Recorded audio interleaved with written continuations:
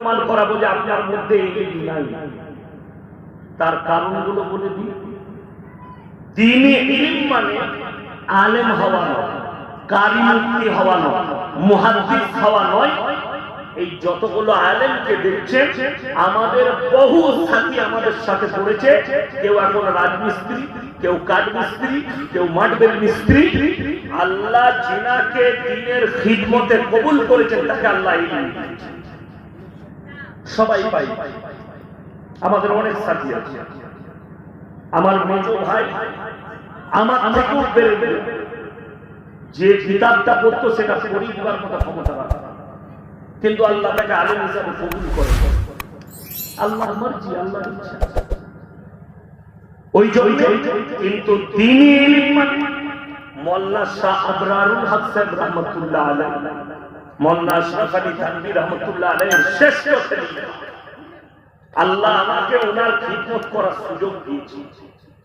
যখন আমি দাঙ্গার সময় গুজরাট থেকে মুম্বাই পালিয়ে এসেছি, তো আমি যে মাদ্রাসায় ছিলাম ওটা ওনারই ছেলের নিগরানিতে মাদ্রাসা চলেছিল।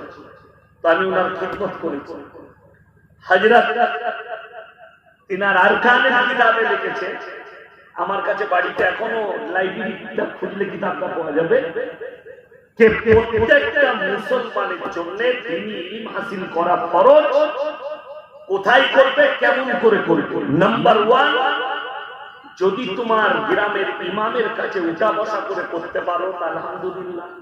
যদি সেটাও সুযোগ না হয়, বড় বড় আলেমের লেখা কিতাব পড়ে করো। যদি সেটাও না হয়, কোন মাদ্রাসায় উঠা বসা করে অতটা তুমি ইলম হাসিল করো যতটা করলে হারাম হালাল চিনতে পারো, দ্বীন আর বদ্দীন চিনতে পারো, শিরক আর বিদআত চিনতে পারো, কুফরিটা চিনতে পারো। বেঈমান কাফের যে জালটা আপনার উপরে ফেলাচ্ছে, আপনি ওই ইলমের দ্বারা যেন জালটা দেখতে পারেন। রাসূল সাল্লাল্লাহু আলাইহি সাল্লামের একটা হাদিস শুনিয়ে আখির জামানায় নবীজি বললেন, এমন এমন পাপ আসবে যে পাপগুলো বর্বরতার যুগের পাপ, কিন্তু যখন আসবে মডেলিং এর যুগ, মডেলিং এর নাম নিয়ে ফিরে আসবে। লোকরা বলবে মডেলিং। আমরা হিন্দুস্তানে বাস করছি, সুপ্রিম কোর্ট রায় দিয়েছে সমকামিতা। সমকামী উলামারা বুঝবে, সাধারণ অনেক চাষবাসী লোক বুঝে না। ছেলেই ছেলেই দিয়ে, মেয়েতে মেয়েতে। এই পাপ রাসূলের যুগের নয়, হযরতে লূত নবীর কওমের যুগের পাপ। আজকে ফিরে এসেছে মডেলিং। এতে জড়িত কারা হয়েছে? বেশিরভাগ শিক্ষিত। বেশিরভাগ শিক্ষিত। শিক্ষিত না হলে, অতিরিক্ত শিক্ষিত হলে আর তার মধ্যে দ্বীন না থাকলে সে পাপে জড়িত। যতগুলো জড়িত। এরপর চলুন, এটা শোনালাম মুসলমানরা হারাম হালাল কি বুঝেছে। আপনারা যদি বলেন, আরে বলছে আমরা তো হারাম হালাল গাদা জানি। আমার বর্ধমান জেলার ছেলেরা বেশিরভাগ লরি চালায়, বালির লরি চালায়, ট্রাক চালায়। আপনাদের এখানে ছেলেরা চালাই না? চালাই না, গাড়ি চালায়।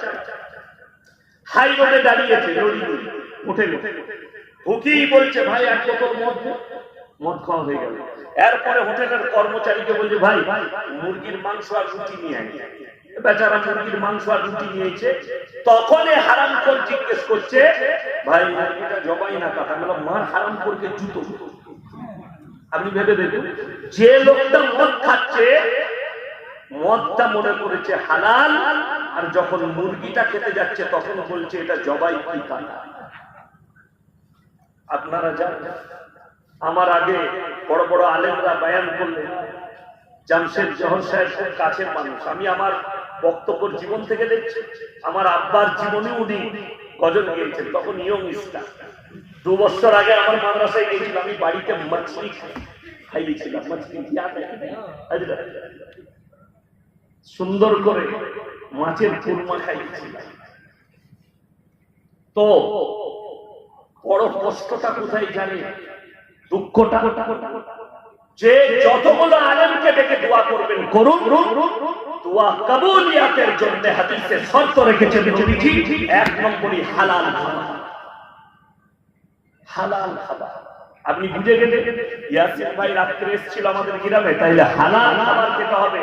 সকালে উঠে বাজারে গিয়ে চন্দনকে আনতে গিয়ে বলছেন, আপনার মার্কেটে গিয়ে বলছেন ভাই জবাই করা 1 কিলো মাংস দে। মুসলমানের হালতটা বলে কিনছেন জবাই করা মাংস, কিন্তু টাকাটা আবার সুদের টাকা, সেই একই মাল দাঁড়িয়ে। যদি বলেন হুজুর সুদ কি, কোরআন বলছে ওয়াহাল্লাহুল বাইয়া ওয়া হারামার রিবা, হে আমার নবী তোমাদের জন্য সুদকে হারাম করা হয়েছে, ব্যবসাকে হালাল করা হয়েছে। জোরে বলুন সুবহানাল্লাহ।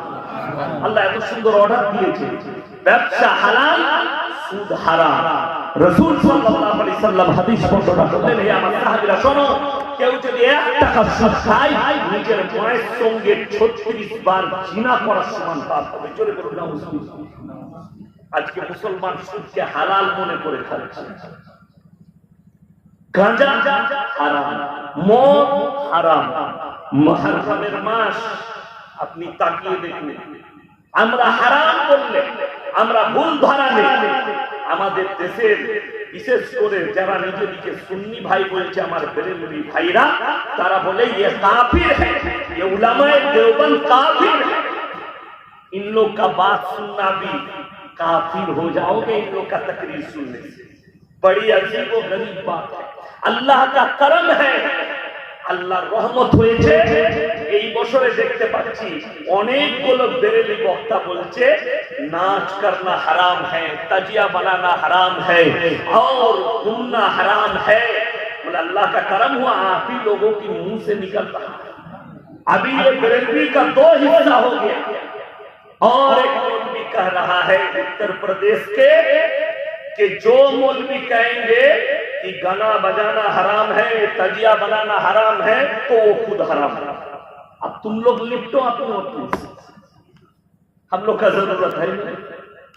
কষ্ট লাগে। আপনাদের এখানে কুকুর আছে না? কুকুর নেই? কুকুরের যদি একটা বাচ্চা মারা যায়, কুকুরটা দেখবেন 2 দিন মন মারা হয়ে থাকে, থাকে না? থাকে।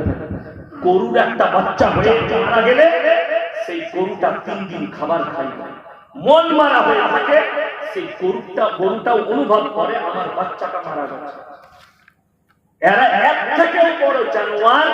হযরতে হোসেন শহীদ হয়েছে মদ খেয়ে ড্যান্স করছে।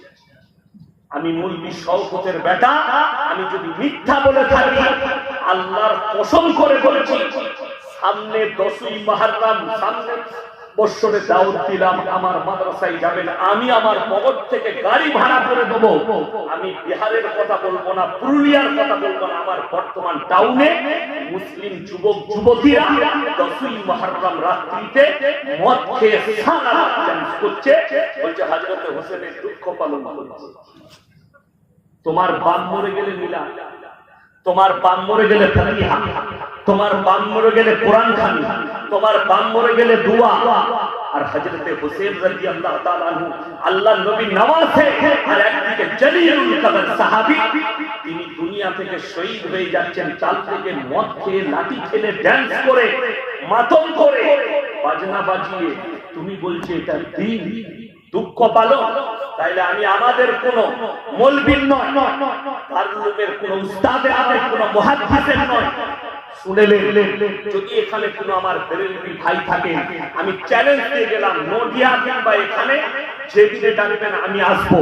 কিতাবটার নাম ফতোয়ায়ে রিজভিয়া, আহমদ রাজা বেরেলভি, ছাপা হয়েছে পাকিস্তানে, পৃষ্ঠা নম্বর 497, খণ্ড নম্বর 24। তিনি লিখেছেন যে হযরতে হোসেনের নামে তাজিয়া করা, ফাতিহা করা, মুনজিল পাঠি করা এবং লাঠি খেলা, গান বাজনা করা, এ সরাসর হারাম।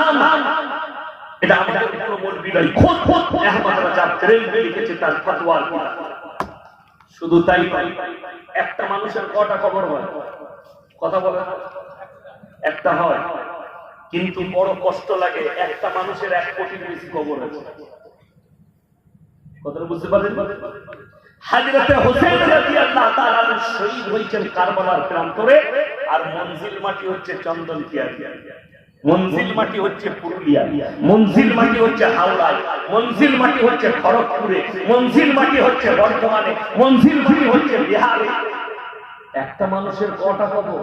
আর আল্লাহর কসম ইসলাম টিকে আছে সত্যের উপরে, মিথ্যার উপরে। ইসলাম সত্যের উপরে টিকে আছে, মিথ্যার উপরে নয়।